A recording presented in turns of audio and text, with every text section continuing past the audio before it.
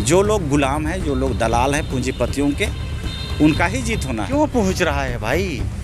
आप पूजा सिंघल के यहाँ बिरयानी पहुंच रहा है, मटन पहुंच रहा है, दारू अच्छा वाला शराब पहुंच रहा है, ये तो आपने नहीं दिखाया। यहाँ के संसाधन, खनिज संपदा, जमीन, जंगल, जल जब तक लूटते रहेंगे, सबसे झारखंड की जनता को बरी जब तक नहीं करेंगे, तब तक यहाँ पे बैठेंगे।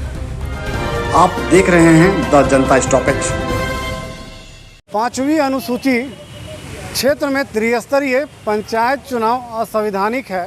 इसके खिलाफ ताना भगत पिछले लगभग 40 या 41 दिनों से राजभवन के समक्ष जो है धरने पर बैठे हुए हैं और जो है इनकी मांग यही है कि जो 5वीं अनुसूची क्षेत्र जो है वहाँ पे यह जो लागू हो जाए।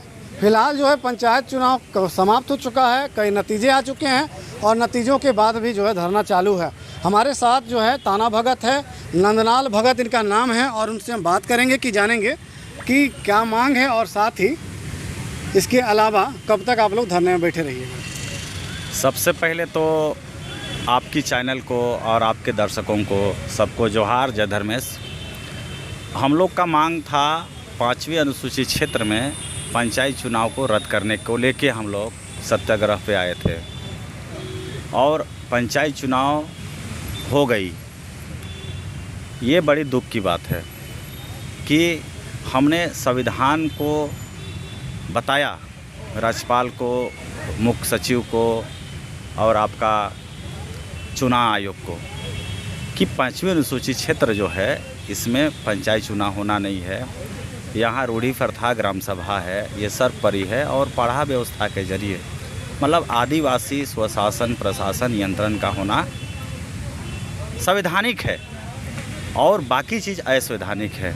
फिर भी इन्होंने ज़बरदस्ती जो है पंचायत चुनाव करा के हम आदिवासियों को, हम झारखंडियों को सीधा सीना पे चोट किया है।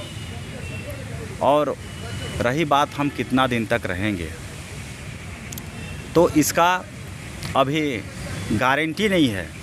हम जब तक इस व्यवस्था को, ये दीकू व्यवस्था को ध्वस्त नहीं करेंगे और आदिवासी स्वशासन प्रशासन नियंत्रण जब तक लागू नहीं करेंगे, अर्थात हमारा ग्राम सभा में जब तक फंडिंग नहीं जाएगा, यहाँ की लूट व्यवस्था जब तक ख़त्म नहीं होगी, यहाँ की भ्रष्टाचार जब तक ख़त्म नहीं होगी, यहाँ के संसाधन खनिज संपदा जमीन जंगल जल जब तक लूटते रहेंगे, सबसे झारखंड की जनता को बरी जब तक नहीं करेंगे, तब तक यहाँ पे बैठेंगे और हम लोग संविधान का पालन करा के ही छोड़ेंगे।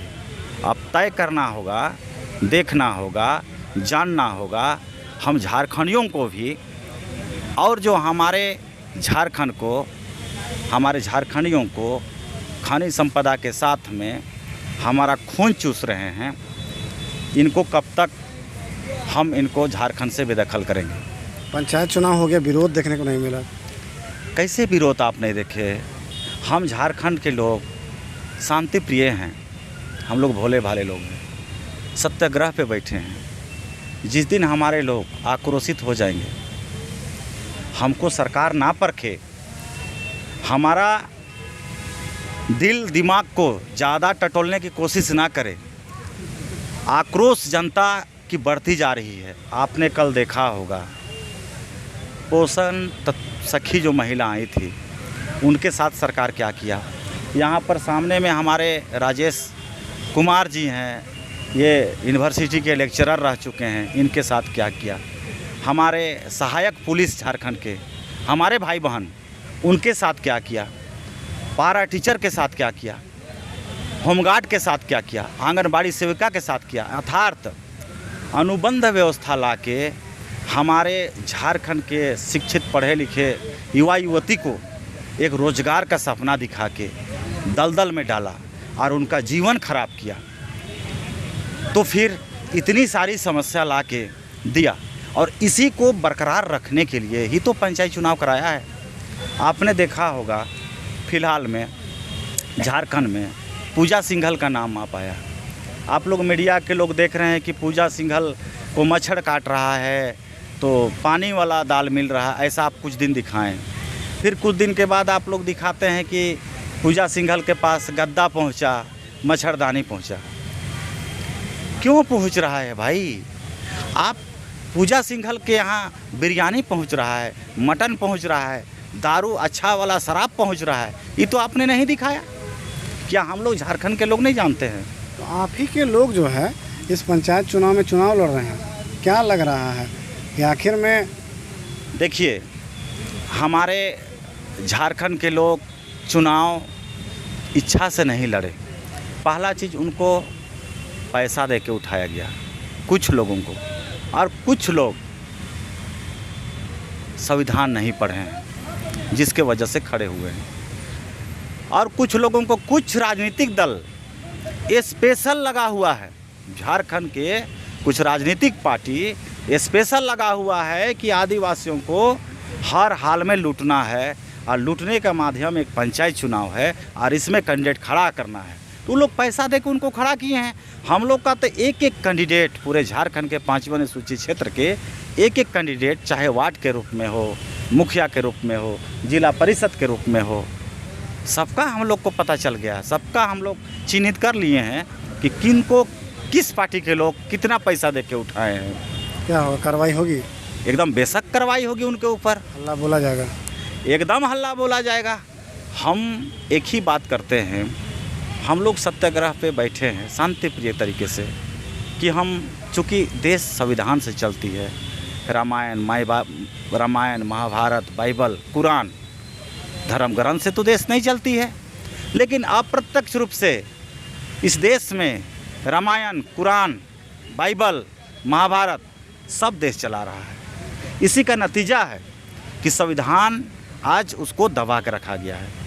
तो संविधान अब पढ़ने वाले लोग अब जग गए हैं, धीरे धीरे पढ़ रहे हैं, समझ रहे हैं, ठोकर खा रहे हैं, झेल रहे हैं, तो विकल्प हर कोई ढूंढ रहा है। ठीक है।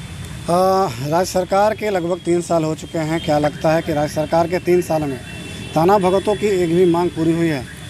देखिए, टाना भगत की मांग एक भी पूरी नहीं हुई है, और टाना भगत भर की बात नहीं है। हम आदिवासी 32 जात, हम एसी के पूरे वर्ग, ओबीसी के पूरे वर्ग, पूरे झारखंड के खतियानी, किसी की मांग पूरा नहीं हुई है। तो यहाँ टाना भगत की बात नहीं है। हम लोग तो देश को आज़ाद कराए हमारे पूर्वज, हमारा मांग पूरा नहीं हुआ तो किसी का मांग पूरा हो सकता है क्या? लेकिन ये सरकार हमारा मांग पूरा नहीं कर सकती है, चूँकि सरकार को मुख्यमंत्री या सांसद या विधायक या प्रधानमंत्री ये लोग नहीं चलाते हैं, चलाते हैं नौकरशाह। इसलिए सरकार किसी की बने, कोई मुख्यमंत्री बने, कोई विधायक बने, किसी पार्टी की सरकार बने, गरीब की भलाई नहीं होना है, एक आदिवासी मूलवासी की भलाई नहीं होना है, एसटी एससी ओबीसी की भलाई, जनरल की भलाई नहीं होना है। यहाँ भलाई किसी के नहीं होना है, गरीब परिवार का भलाई नहीं होना है। आदिवासी तो मुख्यमंत्री है, तब काहे के लिए भलाई नहीं हो रहा आदिवासी? देखिए, पहले आदिवासी का अर्थ आपको समझना पड़ेगा। मुख्यमंत्री आदिवासी हैं कि नहीं हैं, तो उनके कर्मों से पता चलना चाहिए, बातों से नहीं। आप सरहुल में जुलूस में आ जाइएगा, मांदर बजा लीजिएगा, थोड़ा सा हड़िया पी लीजिएगा, थोड़ा साल का फूल को कान में खोस लीजिएगा, आदिवासी ड्रेस पहन लीजिएगा, इसका मतलब आदिवासी आप हैं, सो बात नहीं है। आदिवासी बनने के लिए आदिवासी का पूरा सिस्टम को जानना पड़ेगा, नेचर विचार सब कुछ जानना पड़ेगा, और उसको ज़मीन पे लागू भी करना पड़ेगा, और उसको आपको समझना भी पड़ेगा। तो लगता है कि मुख्यमंत्री जी को एसी कमरा का लत लग गया है। देखिए, एक्चुअली में तो देखा जाए हमारे झारखंड के मुख्यमंत्री स्ट्रगल तो नहीं किए हैं ना, ये तो विरासत से मिला है। हमारे दिसम गुरु शिबू सोरेन गुरुजी जो स्ट्रगल किए हैं। राज्य की जो जनता है वो आखिर मुख्यमंत्री किसको चुने? क्या लग रहा है कि मतलब कोई विकल्प है ताना भगतों के लिए, यहाँ के आदिवासियों के लिए, मूलवासियों के लिए? देखिए, मैं बार बार बोल रहा हूँ कि 5वें अनुसूचित क्षेत्र में इलेक्शन नहीं है, सिलेक्शन है। सिलेक्शन है 5वें अनुसूचित क्षेत्र में, पूरे झारखंड में इलेक्शन है ना? पूरे झारखंड की बात नहीं करूँगा मैं, यहाँ पे 24 ज़िला है झारखंड में ना, तो 16 ज़िला जो है 5वें अनुसूचित क्षेत्र है। तो इसमें जो है 13 ज़िला पूर्ण रूप से है, 3 ज़िला आंशिक रूप से है। इस एरिया में विधायक बनेंगे लोग, सांसद भी बनेंगे, लेकिन इलेक्शन के द्वारा नहीं। वो बेवकूफ़ चुनाव आयोग के जैसे नहीं, जो पाखंडी, जो जिसको चाहे उसको जिताने वाला, जो एटीएम जो वोटिंग जो इनका जो तरीका है, जो सिस्टम है, आप देख रहे होंगे अभी भी पंचायत चुनाव हुआ तो कितने लोग फॉल्स लोगों को जिताया गया। क्या लग रहा है ईवीएम फिर से फिक्स होता है? नहीं, ईवीएम तो सबसे बड़ा दुश्मन है, लेकिन ये लोग ईवीएम से चुनाव कराइए चाहे बैलेट पेपर से कराइए, आपके हित में रिजल्ट नहीं आना है। जो लोग गुलाम हैं, जो लोग दलाल हैं पूंजीपतियों के, उनका ही जीत होना है। तो यहाँ पे इलेक्शन नहीं होना है, यहाँ पे सलेक्शन होना है, और सलेक्शन उन्हीं का होगा जो अनुभवी हैं। और आपको पता होना होगा कि सलेक्शन और इलेक्शन में हमको क्या फ़ायदा है। जो हमारे प्रतिनिधि होंगे इलेक्शन में 5 साल के लिए फिक्स हो जाते हैं, यानी जनता चिल्लाते रहती है, रोते रहती है, लेकिन उसको ख़त्म नहीं कर सकती है। और सलेक्शन में क्या है कि हम गांव के लोग चुन के भेजेंगे, एक हमारा आदिवासी परंपरा के जैसे चुनते हुए उनको समर्थन मिलेगा। 5वीं अनुसूची पूरा आप समझ लीजिए। तो इसमें क्या है कि अगर हमारा प्रतिनिधि अगर गलत करते हैं तो 6 महीना के अंदर उनको हम लोग हटा सकते हैं। इसी डर के चलते तो हमारे राजनीतिक के जितने भी लीडर हैं वो लोग 5वीं अनुसूची को वो लोग भी कहीं ना कहीं नहीं चाहते हैं। 5वीं अनुसूची जो है वह क्षेत्रों में क्यों नहीं लागू हो पा रही है? क्या लग रहा है, कारण क्या है? माइनिंग कारण है या फिर जो है सरकार नहीं चाह रही है यह सब व्यवस्था जो चल रहा चलते रहे? देखिए, 5वीं अनुसूची लागू है, यहाँ ज़बरदस्त अतिक्रमण किए हैं लोग। जैसा एक उदाहरण के लिए समझ लीजिए कि आपके घर में गुंडा घुस जाता है और आप उसको हटने कहते हैं तो प्रेम से हटता नहीं है। अगर आपके पास ताकत है तो आप गुंडा लाठी मार करके उसको भगा दीजिएगा। मुख्यमंत्री को हटाइएगा लाठी मार? मुख्यमंत्री को क्यों लाठी मार के हटाएंगे? उनको खुद भागना होगा, उनको खुद छोड़ना होगा। अगर वो संविधान से देश चलता है, मुख्यमंत्री से पहला तो मुख्यमंत्री मत कहिए, पहला तो राज्यपाल को लिखना पड़ेगा मुख्यमंत्री को। बात समझ गए? राज्यपाल लिखेंगे मुख्यमंत्री को, राज्यपाल लिखेंगे डीसी को कि आप लोग एरिया छोड़िए। आज का खबर आपको पता है, ये हमारे गुमला जिला के चैनपुर थाना की बात बोल रहा हूँ, चैनपुर सीओ की बात बोल रहा हूँ। गाँव के लोग इंदिरा आवास घर बना रहे हैं, उसमें गाँव से ही बालू उठा के ट्रैक्टर में ले गए और उस ट्रैक्टर को पकड़ लिया सीओ। बात समझ रहे हैं? किसके निर्देश पे? डीसी के निर्देश पे। बताइए, इंदिरा आवास हम बनाएंगे, अपना घर भी हम आदिवासी बनाएंगे, तो हम उसमें बालू पत्थर हम अपना गांव का यूज कर रहे हैं, लेकिन उसको पकड़ रही पुलिस और सीओ और डीसी। तो इस तरह से ये लोग अतिक्रमण कर रहे हैं, मतलब दमन कर रहे हैं, ये लोग गुंडागिरी कर रहे हैं। तो अभी हमारे जितने भी झारखंडी हैं पढ़े लिखे, जो कार्यपालिका में हैं, जो विधायिका में हैं, जो न्यायपालिका में हैं, सब लोग पढ़ेंगे जगेंगे। अभी नौकरी तो कर रहे हैं लेकिन संविधान नहीं जानते हैं। 5वीं अनुसूची को जिस परिवार पढ़ लेगा उसी दिन हमारी लड़ाई जीत जाएंगे हम।